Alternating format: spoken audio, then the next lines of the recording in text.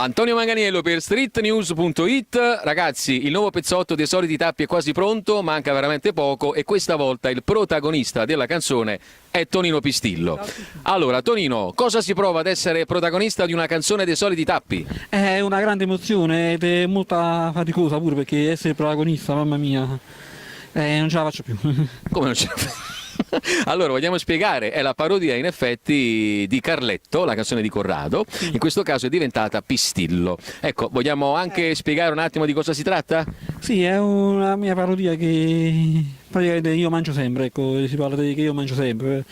Loro mi vogliono far smettere di mangiare, ma io niente, non riesco. Molto esaustivo la sua spiegazione. E i tuoi progetti per il futuro? Spero di ambire in qualche posto più in alto, ecco.